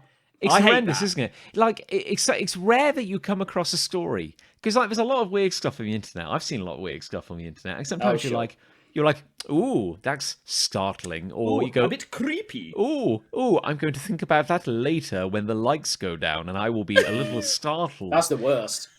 And then occasionally you come across a story where you just get this kind of raw horror in your gut, and you're like, I know this is what would it be, 12, 13 years in the past, 3,000 miles away in America, and yet the fact that the Nutty Putty Cave exists, even sealed up in concrete, makes me angry. Actually is slightly worse, that it's now sealed up with the guy's body in there. That's true. That is true. It's kind of, oh no. I just there are so many ways to die on a normal day. Jesus. Why would you want to? Honestly, I get the urge to fly higher. I get the urge to swim faster, deeper, to push human limits. But why? I understand extreme sports, even though I wouldn't do them. I understand the thrill of flying through the air on a bike or, bungee jumping or whatever. Because if you can get past the fear part of it, you are doing something wild and fun. And like the feeling would I can imagine if I could get past, say, jumping out of a plane, if I could get past the fear of doing that, I imagine you would feel amazing, like you're flying, right? But going down a tiny tube, why is that fun? Even if you're not afraid, why is it fun? How is it fun? There's no way that's fun. The only way that you get anything out of that is by coming out of it at the end and telling your friends and bragging about what you've achieved. That's the only positive I can see. And even that isn't worth it. I've got if he got out, would he fall into the category of fucking rad, though? That possibly would be the kind of guy. That's too far, I think. John has completely destroyed the tone of this episode. Yeah, I'm so sorry. Yeah. You have shattered the fun-loving styling. It doesn't feel like 15 minutes ago we were talking about zombie logos, does it? Yeah, sorry about that. Okay, it feels like that was about 3 weeks ago. Let's I feel like I've aged. Let's turn it back, but in a really disrespectful way. So yeah, just because they were like, I'm so sorry, man, we can't get you out. This is the end. And he lifted his hands in the horns. He was like, fucking A. And they were like, man, that is fucking rad, actually. And they made a t-shirt out of it. And they made a sick t-shirt out which I'm now selling on Facebook Marketplace. Connection. There you go. Anyway, we have, as impossible as it is to believe, we actually have listeners. I don't believe you. Well, it's shocking, yeah, but here we are. And we thought we'd reward their kind of loyal... their blind loyalty to the show. Yeah, don't scoff. Yeah. You're ruining the sincerity. Why don't we do some listener submissions? How about that? That'd be wild. Sure. Sounds why great. not? Awesome. Sounds great. Awesome. Right. Okay. So, how about we work down the list? Something's happened to the internet. I suddenly can't see the two of you, but I'm going to trust. I can see you, John. You can see. I can see you, John, but I can't see Chris. Okay, I can't see Nick, so we're both winners. Fine. Yeah. Okay. So the fault must be with either me or Chris. Let's carry on as if we intend to remain professional. So the important part is that you can both see me. That is the most important thing. Yeah. Thank God. So. I was worried for a moment. Okay. You're looking fucking rad. I look amazing. So Adam Krauser, who is a presenter on BBC Radio Bristol. Oh my goodness! Oh, shout out the to BBC. Adam. I was on his show live earlier. I heard we should get him on went our out of my show. way to listen to it out of a sense of obligation rather than any actual desire. Oh, that's very kind of you. Or certainly pleasure. Yeah. Yeah, I was Sorry, Adam. No, sorry. No, Well, Adam. yeah, No. I mean, Adam's show I'm sure is very good, but I'm sure it's great. No, I mean Adam. No, that's not on you. That's more on me. no, I wasn't trying to insult Adam there. I was trying to insult John. Yeah, thankfully, after knowing you for close to 34 years or something, 30 years or whatever. You take these things well, John, so it's fine. Yeah, I just don't feel anything anymore. Really, that's fair. Well, anyway, Adam said that his hate is wet shoes. Oh, wet shoes. Yeah, I can agree with that. It's horrendous, isn't it? It's weird, isn't it, how of all the items of clothing to get wet, you can probably deal with most of them. Wet hat, that's fine. Wet glasses, that's okay. Wet shirt even, okay, it's a bit uncomfortable, but I can deal with it. Wet shoes, what? It's more the offshoot of wet shoes, which is trench foot. That's true. I've had a bit of trench foot. Yeah, when you walk around in wet shoes all day, you get the old prune toes. The old prune toe. Yeah. I did. I remember doing my one of my Duke of Edinburgh training trips up in the Brecon Beacons or something, and spending like 5 days with wet feet. And by the end of it, my feet were you get the wrinkle, you get the kind of wrinkly skin. That's all well and good, but it was that, and they'd gone kind of white, and they just itched constantly. It was rough. It was that is a bad one. That is rough chuckles. That is rough. Yeah, definite rough chuckles. Yeah, we all laughed. Yeah, makes you wonder if it's worth leaving the house, doesn't it? Sometimes. I know. Not that you two can at the moment, but Well, thanks for that. It's so weird though, because I get a little triggered whenever I'm watching any form of fiction or anything where the heroes just wade into water. Yes, and you see it a lot. They're fully clothed. They're wearing clothed. like maybe boots, like combat boots sort of thing, and like trousers. They got full backpack on. They're adventurers probably in some sort of jungle movie or whatever, and they just wade in. Every time I see that in a movie, I'm like, oh. Oh yeah, it's like it's like nails on a chalkboard. Like it just really, oh god, it's horrible, absolutely horrible. Understand? Because from their perspective, it's fine, isn't it? Because it's like Dwayne "The Rock" Johnson when he's filming Jungle Cruise now in cinemas. Not a sponsor, not a sponsor. Yeah, hashtag. Yeah, he'll do a scene where he'll dive into a lake to wrestle a CGI snake or something. I haven't seen. It's very brave of him. Yeah, it's very brave. I think he wrestles a theme park. I saw a tweet about Jungle Cruise the other day where someone was like, "There's just so much CGI in it that at one point the Rock throws a rope and it like lassos a column or something, and the column and the rope are both CGI." It's like, why does that need to be so unnecessary? The Rock himself is also CGI for 90% of the movie. But yeah, I mean, like, well, actually, I was about to say that, like, if a rock gets wet in some water, then it doesn't matter because 5 minutes later, the director will yell cut and he can go back to his trailer. But the water was probably CGI as well, wasn't it? Probably. That's true. He wasn't ever wet. He wasn't ever wet. Yeah, he was actually wading through like polystyrene balls or something. Like loads and loads of green balls. It's the only way they can do water. Yeah, exactly. Just loads of things you can draw over. Yeah. Yeah, they actually use green emulsion paint. Because that's right. Yeah, that's right. You can Yeah. properly It's paint the only way to get the effect of water on film. Everyone knows that. It's the most realistic way to do it. Yeah. That's what I've heard. I gotta say honestly, like these things all drive me mad. Like having wet shoes, and so I'm like, how do they dry off, and why don't they get trench foot? And B, when do they go to the toilet? Yeah. You know what I mean? Like like all the Lord of the Rings movies, I've never seen Gandalf taking a shit. Do you want to see that? Like, I guess I want to clarify here whether you would be happy narratively if Gandalf disappeared. Yeah, that's the thing. And then came back on screen and Elijah Wood was like, "Whoa, that's a stinky one." And Gandalf just goes, "Sorry, lads, I've just dropped a massive deuce." Yeah. Or do you want to see Gandalf on the John? Yeah, I've always assumed that Gandalf does go for a poo, but we don't need to see that in the film. That's always been my assumption of it.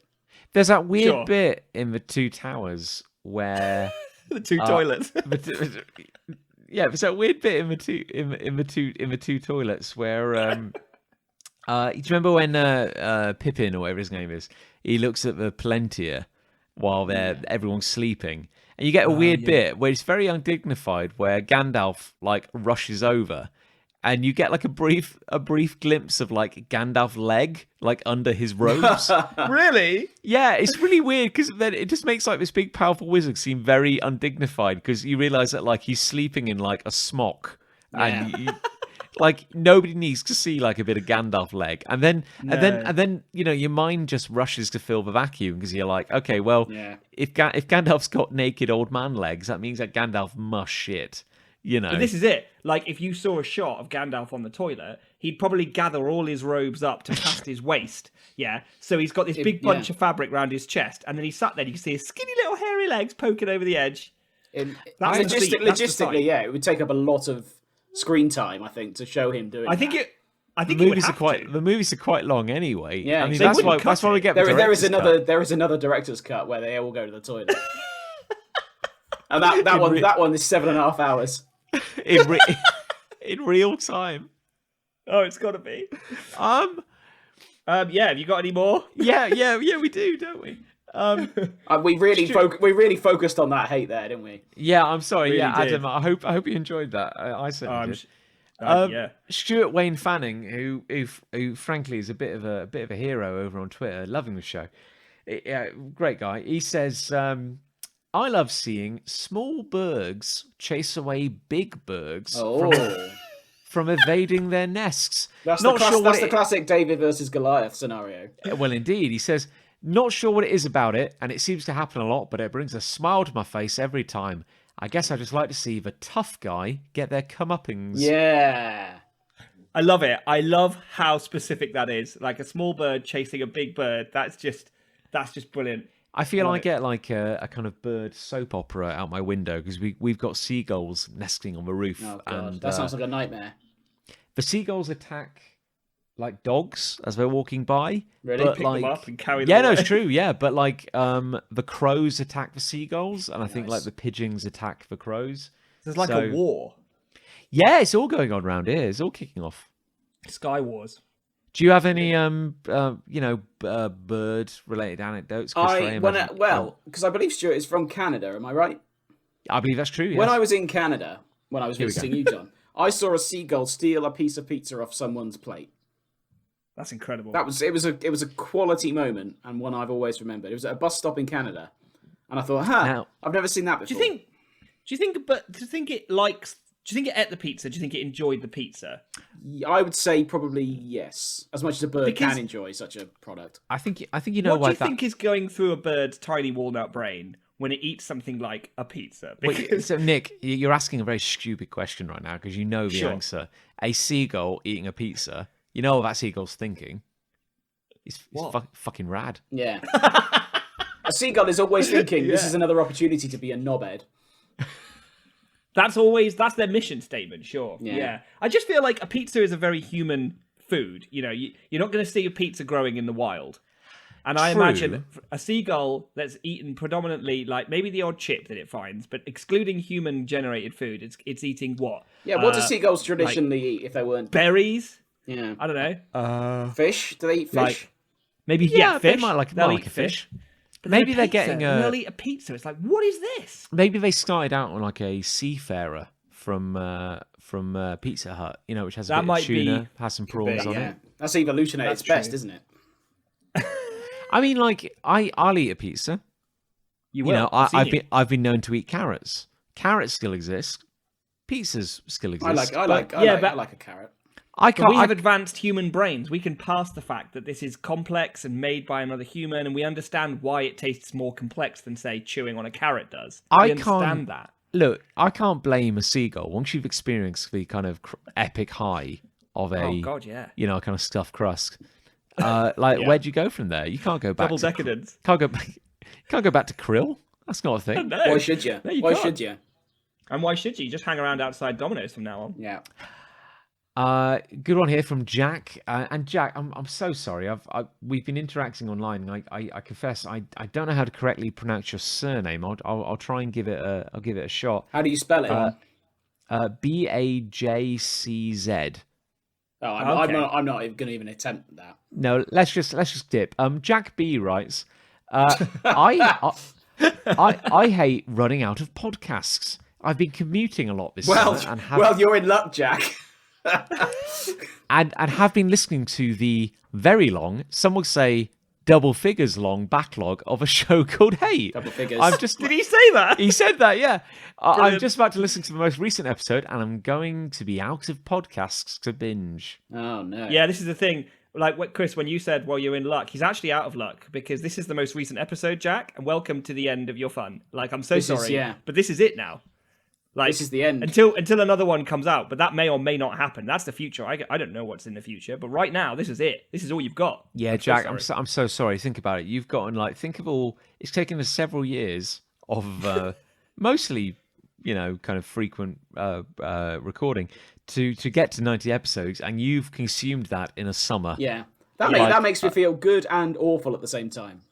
Yeah, me too. Yeah, kind of like guilty. I feel like we've hooked him I on this amazing. wouldn't say guilty. It's more that my years of work have been condensed into one binge. But you know, I don't think you should feel guilty, John. I think we should just blame Jack. I think think that's- I think it's Jack's fault for enjoying us too much. I think fast. Jack, if anything, is a modern day Icarus. You know, he kind of flew a little too close to the sun. I agree. I totally agree. It's all on him, really. You got But it. thanks anyway for listening. Yeah, just Jack. That means the world. Really appreciate your input. Yeah. And Samantha Gorman writes, who is also a new addition to the Facebook group and a new listener. And Oh. Samantha, we're overjoyed to have you here. Thank you for coming along. Samantha says, I didn't even laugh then. You were laughing. I know. I get overcome with emotion when I realise Okay. that like people are actually listening. I It's didn't. wild. John was laughing then as if Nick or I did something, but he can't even see us. So No, I can't see you. either. No, it's Can't see wild. either of us. No. But Samantha writes, it's a love, but we'll allow it. My love is historically accurate teeth in Old West movies. oh, Not only does it make the movie more immersive, but it makes me feel really good about my own totally normal teeth. And That's good. this hit very close to home to me because it annoys me immensely when I'm watching a movie and it's set in, I don't know, even the 70s, and everyone has perfect Yeah. Hollywood teeth. that's the point presumably that- because actors don't want to be seen with these horrible teeth because it's not good mean, for that their makes future sense. career. Presumably, I do feel like we're a bit spoiled because, like, I don't notice it now. I just expect everyone to have perfect teeth in the movies I watch. But if you actually went back in time into medieval times, and it would probably be horrifying when someone smiled at you, wouldn't it? It would have probably been horrific. Well, why stop at the teeth? I mean, I think about this a lot. Like, almost as much as the Nutty Putty Cave, it horrifies me to think about like people's personal hygiene in the Tudor era. Like when they had this opinion that like showering was how the devil got in. no. So they'd be like, "Do you want to wash?" No, I'm just going to cover my body in olive oil and talc, and then put a fresh pair of clothing on. Like, what would a room have smelt like if you were like, those fancy parties in the Tudor times? It's like 100 odd people in a fancy palatial room. What did that smell like? I reckon. Good I reckon everyone smelt of God. BO though. Even in that. Yeah, even in but it that would be- situation. oh no, But it would be BO and olive oil and like who you'd knows pray. what else. You wish it smelled like BO. Yeah. It would smell like a gutter outside a butcher's. It would just be, Oh my it'd be God. horrendous. It would. But you can imagine like you time travel and you're like, and now welcome the Queen of England. Yeah. God. Oh, it's like my recycling bin. What is that? Oh, Jesus I bet the Christ. Queen now smells nice. No, weirdly, sure. it's royalty in particular. Even nowadays, they do not wash. They just smear on more why should olive they? oil. They all suffer from gout, so Yeah. Yeah. Well, no, I accept that. That's a good one. Yeah, cheers, Samantha. You've been great. Imi writes, friend of the show writes, Friend of the show. I hate Hermes. Well, there goes the sponsorship. Oh no, not another one. That's another No. one we could have had. Great. Cheers. Oh. And she has a scenario here. It goes, you stay in for 3 hours later than the given time slot for a parcel that never shows up. And then you receive, it looks like there's been a problem with your delivery. Yeah, no shit, you dicks. If you want a best possible outcome from Hermes, it will be that your parcel has been delivered, but it's been drop kicked at your door from 10 meters away. I love how everyone complains about every single parcel delivery service. That's a fact. We whoever you talk to, you think you've got a good one and they'll have a bad story about it. But there's one company that everyone can fucking agree is absolutely shite, and that's Hermes for everyone. How does this happen? How are they still in business? I know, it's so wild. Like I confess I do occasionally still send stuff with Hermes. I've never sent You're anything. part of the problem. Once they delivered something to me, and I got a note through the door. It said, "Oh, we put it in your wheelie bin." I was like, "That's Not my house, is it?" That's a strange place to put something." Yeah. I mean, it was Imagine if it had been there. bin To their bin. credit, it was there, but it was at the bottom of the wheelie bin, and then I had to tip the wheelie bin over to get my actual product, which then smelt of garbage. Because as we've Indeed. established, you have quite short arms. I do. Yeah. That's a fact. I can't do anything your about that now. Package smelt like a Tudor party. After smelt- that. yeah. Yeah, I remember posting something. I think it was when I did a Kickstarter for that big hardback book back in 2014. I remember shipping some stuff, and I always remember that like this one parcel. You send these parcels out and you hope that they make it to where they need to go, and then someone drops you a message and says, "Yeah, there's a bit of a problem with my parcel. I think it's been a bit damaged." And you go like, "Oh, I'm so sorry. I'll get you a replacement. Could you send me a picture?" And he goes, Yeah, let me send you a picture, and it looks like a tiger's been at it. Like it's not like it's been dropped. It's like something has like slashed the surface of it apart. Yeah, this was the first and last time I ever used Hermes. Was for the same. I had a hardback book. It was around the same time as yours, I think, that I kickstarted and sent out. And again, sort of hope and pray everything gets there okay. Get a message from someone. Yeah, I got this. It was a little bit damaged. Oh, can you send me a picture? It was bent into a 90-degree angle. How? As though they had grabbed either side of the book and just slammed it into a pole, so it became like an L shape. I don't know how this would have. They must have gone out of their way to damage it in as brutal a way as possible. They must do it deliberately, because you couldn't do that accidentally. No. Nothing can do that. No human or vehicle or anything can do that. So they went out of their way. They built a machine specifically to do this to my book. I am fascinated by those scenarios, and you come across them occasionally where, like, basic human incompetence would have done less damage. Yeah. Yes. You know what I mean? Where, like, just not doing your job would have been better than what you managed. Like, that is incredible to me. Like, I don't know how you do that. No. Oh, I don't know. I dropped it. No, I drop things all the time. I don't bend them into a flipping Mobius strip. I've never dropped a book, like paperback or hardback, and it's bent at a right angle. I don't think I could bend a book into a right angle and it would stay that way. I'd love to see a video of each of us attempting to do that. Yeah, it just got really unlucky. Like, it was so wild. I was grating some cheese into my sandwich for my lunch, and then this parcel just fell and just like ran along the surface of the cheese grater. It was like a one in a million freak occurrence. Certainly with that ferocity as well. Yeah. Yeah, it was so weird. I was just like running the wood chipper, you know, kind of like in the back of a van, you know, just to get some heat in the place, you know. And, for sure, yeah. I think that the parcel kind of fell in, and I mean, I had to deliver it. You know, I couldn't not deliver it. It's my job. I mean, you know, neither rain nor shine, you know, like they say. But yeah, it's so weird that. Yeah, how did that even happen? Anyway, and we got a final listener submission, which is from Sim, friend of the show, long time fan, what up? Stand-up bloke, says, "My love is, in 5 words, The Evil Dead the musical." Which he saw in Canada with my good self, and he says, "I hear John and Rev have been to Canada, but they don't like to mention it." I've been once or twice. Well, once. No, not once or twice. Once. Yeah, just for once. But for a while. Yeah, no, we saw Evil Dead the musical in a little theater in Toronto. And it was awesome because you got a little table. And you could have beer. It was that kind of theater. It was a radical theater. It was a extreme. So I had my picture of Rickard's Red, 5 pints in a jug. Delightful. Just a picture of it. Yeah, and black like kind of diesel. You know, a red beer. And we watched this musical. And I remember there was a splatter zone where the blood would spray. It was well good. Nice. Yeah, it's well good. Yeah.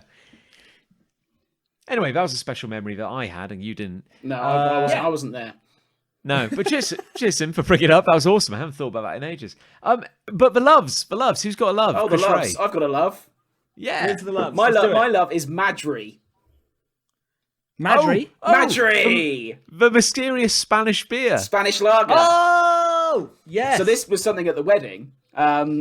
Basically, people started ordering me Spanish lager. It wasn't highlighted on any of the taps at the bar. Oh, it was a myth. It was a myth legend going around that there's some Spanish lager behind the bar, and people started saying, "Oh, 1 Spanish lager, please." And then everyone was like, "Sure." We gave each other like a knowing nod, saying, "Spanish lager, it is." Sure. The Spanish lager. So by the end of the night, I started saying to the barkeeps, "What is this Spanish lager that I keep hearing about?" And it turns out it's called Madry, which I've never heard of before.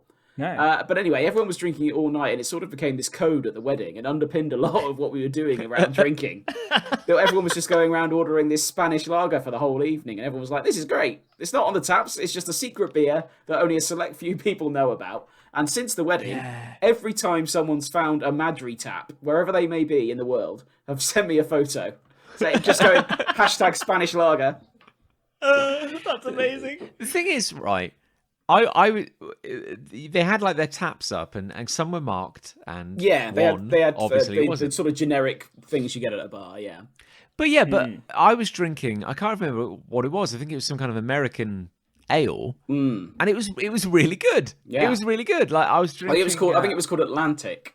Yeah, Ale. I was drinking Atlantic, and I was like, that is a very good beer. And then this rumor Yeah. did the rounds. The and it was rumor, like- the Spanish lager rumor. and it was like, because I saw someone doing it, and I was like, I'll have a Spanish. Yeah. It was like a lager, club where you please. could only be invited if someone invited you who already knew about it. Yeah. Or Yeah. like a secret menu in like a fast Yeah. food place where you know the thing to order. You just sort of went with Spanish lager, and they'd be like, sure, no problem. Yeah, and then they reach for the tap that doesn't have a Yeah, it didn't have a symbol label on it. on There's it. no logo on it. Yeah, So no one else then- would know it was there. So then, of course, I'm like, well, I feel I'm missing out. I've got that FOMO. You know, I Yeah. want it. So I ordered a pint of Spanish lager. Yeah. Not very good. No, it wasn't that good. That was the funny thing. That I had about Yeah. 6 or 7 pints of it. It wasn't that good. Yeah, All of that. I know. I drank it. I was like, this is a definitely. But everyone was ordering it. It inferior- was just like, yeah, I'll have another Spanish lager. Yeah, sure, why not?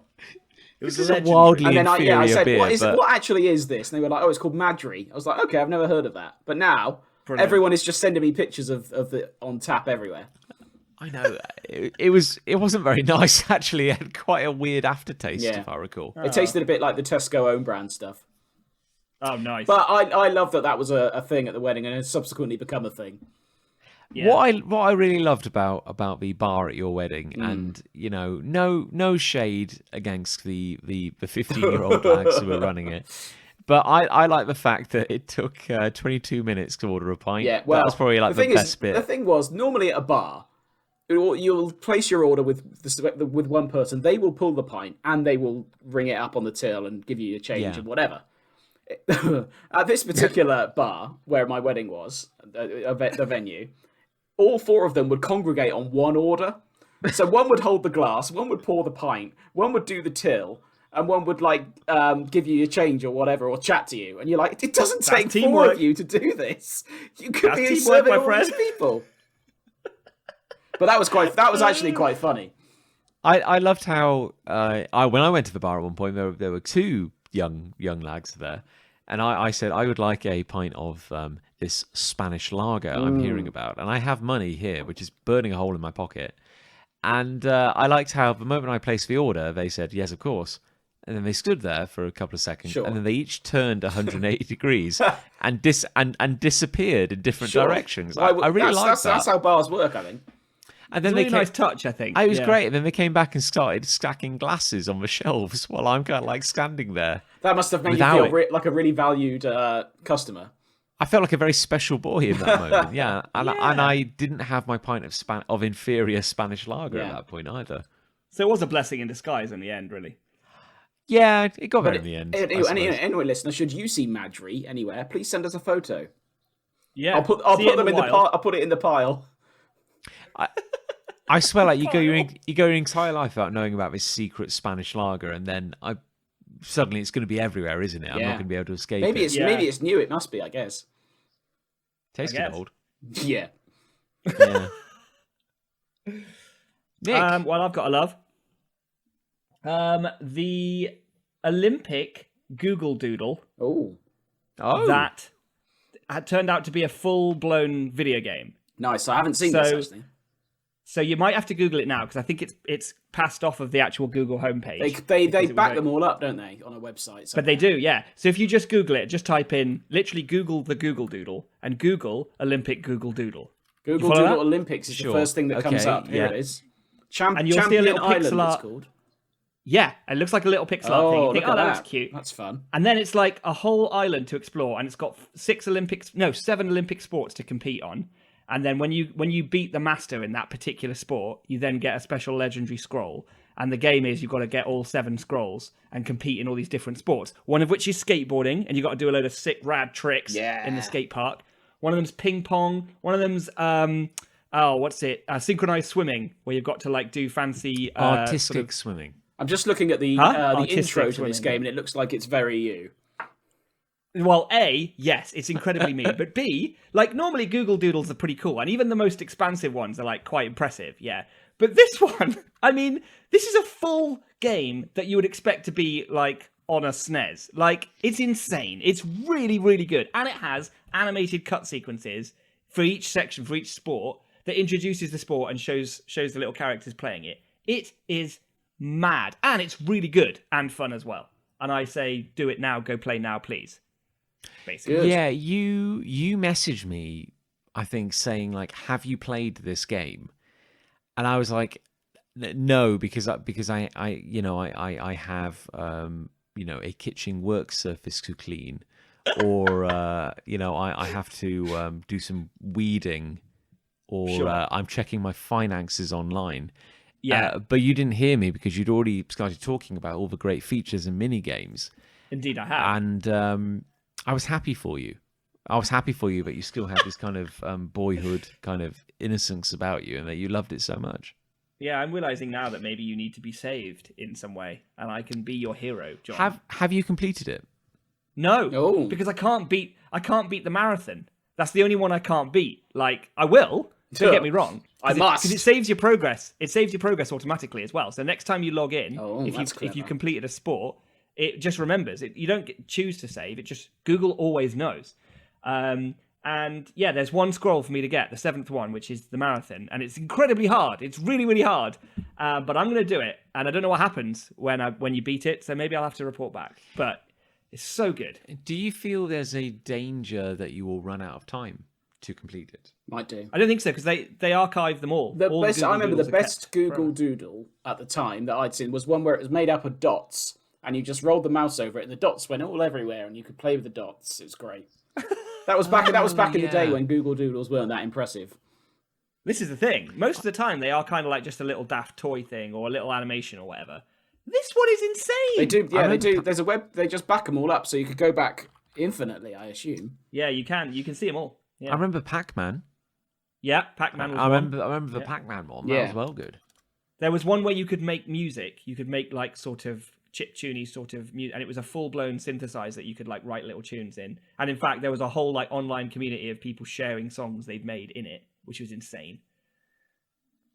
Like Wow. they've really outdone themselves. But yeah, if you like a top-down sort of RPG, a pixely sort of adventure with a sporty mythological theme, all set in like Japanese mythology, then this is the game for you. It's really good. Awesome. There you go. Yeah. Cool. Well, weirdly, there's a weird connectivity here because we've had things that are rad, Oh, here we and go. we've had the Olympics. Is this so going I to be wanna to do with get- caves? It better not be, John. No caves involved. I want to bring out my love, which is the Olympic men's street skateboarding commentary team. Commentary team. Yeah, yeah. I've not seen. So I've are seen they rad? highlights of this. I don't think I've paid any attention to the commentary team though. The commentary is incredible. Like, you get like accidental partridge. Oh yeah. It's pure Alan Partridge. Brilliant. It's incredible because I was convinced that like these guys aren't skateboarders. Like the guys doing the commentary track could not possibly be skateboarders because they sound like the And British. there he's done a fantastic indie nose bone to transfer Yeah. with a fakey Yeah, landing. that's the thing. But like one guy said later, like, I used to pull those tricks back in the day, and I was like, okay, so maybe they are skateboarders, but they've gone to the BBC Sports School Yeah. of Yeah. commentary. So, but That it was must be like because the way the street skateboarding works is you get 45 seconds on an arena to go out and do as many skunks as you can, and you get points. That's not long. But like the narrator was like, that's a nice double reverse ollie on the flip side, or and he kept going like, oh, that's a nonny backwards. Oh, that's great, and it was like. It was beyond parody. It was amazing. Like I'm gonna anything, have to look this up. It anything I sounds say amazing. now could not be as funny as the commentary track. Dead straight, like dead serious, because playing it as it is. And they just went off on some really weird asides because they kept going on about how hot it was in Tokyo. And I'm like, okay, fair, it's very warm. and they kept saying like, the wind is an issue, because like a couple of guys would like they'd be about to start their run, and then they'd stop at the last minute. They go no, and they'd raise their hand, and the commentator would be like, bit of an issue with the wind there, also, What? But then, like you honestly like you hear something, you're like, you can't quite believe what I'm hearing. My guy goes like, of course, it is very hot in Tokyo right now, and that wind really is something. He goes, yes, I've spoken to a lot of sailors. And he goes, I've spoken to a lot of sailors, and they told me that when you're going into kind of wind off the coast of Tokyo in these conditions, you don't even wear a shirt. What? Brilliant. It's astounding. I'm like, I can't believe. You wonder how self-aware these people are. They must. Yeah, they they've must got to. be, to a degree, anyway. I'm brilliant. gonna make a point of watching that now. Yeah, I've very loved good. the Olympics so far, generally speaking. No, it's been great. It's been great. Yeah. There's all sorts the of happening. Yeah. Street skateboarding was wild. It was really like interesting and just weird scoring system, because you get like 45 seconds to do as many stunts as you can, and they built this arena which has like steps and like railings to grind down and stuff like that. And you get two goes of 45 seconds to get as many points as you can out of 10. And then after that, they go into the stunt round, where you get 5 attempts to do like a single stunt. Right. So like you'll take a run up at like a rail, and you'll do a whatever, like a contra twist backwards nonny on the rocks or something like that. And then the idea is that like you do 5 of those, you get two 45-second runs and 5 stunts, but then you get to pick the 5 best scores out of those 7. Oh, okay. If that makes sense, to be your ultimate score. It's a very weird scoring system, I'm not going to lie. But it's worth watching, because like you honestly, the commentators could be saying like absolute whatever they want, and like, oh, it's a backwards Snodgrass, and like What a fantastic slab wrestle with a Christmas landing. oh, that's a 470 chum bucket. Oh, and a hard dismount on the contra flip. Oh, I hate to see it. Oh, that's a knee scraper. That's going to be hurting for minutes. Oh, that's a bad miss. Oh yeah. It probably is the snooker team. It probably is the usual snooker team. They're just like just forced into doing it. You guys will do. You'll be fine. Trust us.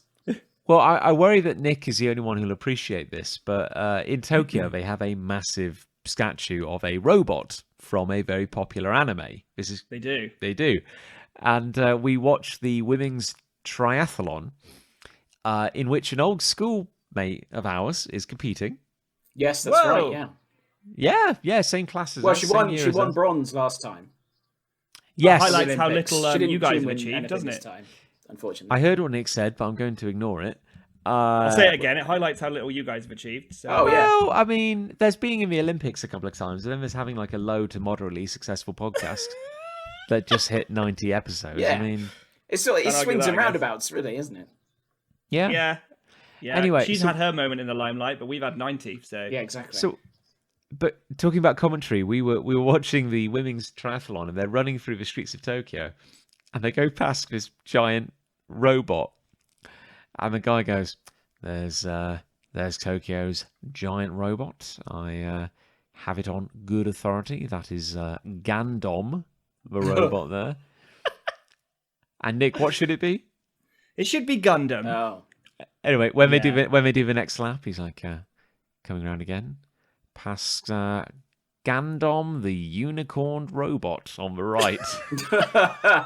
It's like, dude, you don't know what it is. You're in over your head. Just don't say it a second time. Just pull up. Just pull up. Yeah. You don't have to. Bless him for trying, I guess. Astounding.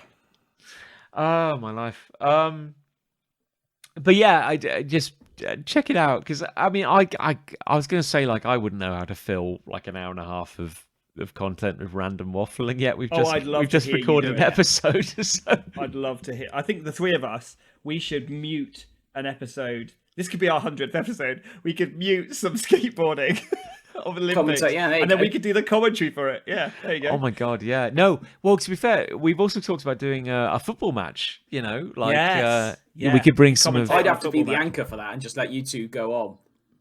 The problem with that is that Chris would actually know what's going on, whereas the good thing about skateboarding is none of us know anything. Yeah. I Chris, assume. yeah, you know a bit too much, don't you, Rev? Sorry about that, That's yeah. the problem. He knows too much. We need to- Professionally, it would be a disaster for me to commentate, ironically, on a sporting event.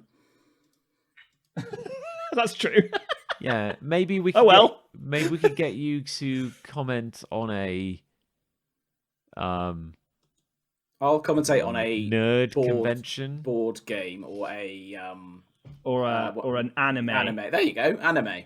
I would love to hear Chris Ray commentate on an There anime. you go. I would love There that. it is. Okay. I got you. Of course, got you a present at UK Games Expo. Oh Rev, yes. which is which is a football board game. There you go. And I think when I'm out of lockdown, we should film it. We should have a game Okay, of us done. playing It looks really Put good. it on, actually. put it on looks really the good. Facebook. Yeah, we'll Yeah. do something with it. I don't know. Okay, very good. Let's do that. I'll make it happen. Yeah. Anyway, that is all. That's all the content we've got time for here tonight. Content. Delicious Now, content. and just to clarify, I still can't see either of you. No, I can see now. see John, but We not can- Nick, which is fine. I can see John, but not Chris. It's you really go. weird. So it's the John show today. It is a bit, Yeah, it's So I about guess- about time, isn't it? Yeah, no, it's about. It's about Glad we time finally John was front and center on this podcast. I'm glad we finally made it about me. Yeah. But I guess the real question is, what won, love Well, or I hate? think I know. Yes, I think I know. Because I don't think John can wheel out something so potent and so powerful without I it don't- completely dominating. Yeah, I think people are just going to go to bed whenever they listen to this and think, "Sweet Jesus, John has just horrified me," and that's going to be Yeah, in my so I think, dreams now for the foreseeable. I'm not happy about it, but I think hate won. Yeah. Yeah, I was going to say like what you're saying could be interpreted like many different ways, but I think what you're saying is it's such a prime example of pure hatred Yeah. that it has to Yeah. win. It basically, in a way, I congratulate you, but at the same time, I want to kick you. I want to kick your head a bit. You know? It really, But it really I do brought the take- whole tone down. I felt. I do take my hat off to you to really embody the essence of what we're trying to do I here. know. I'm glad it took 90 episodes to really like embody a concept. I mean, some Yeah. might say we kind of peaked too late, peaked too soon, or maybe we started too late. I don't know. Like we're finally Or making shouldn't it have work. started at all. even. Yeah, So I probably. think most Well, people would probably say that third one. Yeah. People have been saying That's that fair. since the mid-teens, to be honest. So, Mm. well, this has been nice. I mean, It's been lovely. yeah, It's been Except for shame, not being able to certainly see tolerable, half of yeah. you. a shame we couldn't do it in person, Well, yeah. Next time. and a shame that I'm now talking to a postage stamp size video of myself because I can't see anyone else. Let's be honest. You do this most evenings Yeah, this without is- us this anyway. is- yeah. So At least there are voices. pretty Yeah. standard this for time. you. I'm like Prince. I've got a whole vault full of content which I've recorded, which I'm never going to release to the public. Well, how are we going to end it? How are we going to end it? Oh, Make it happen. That's a good question. I guess.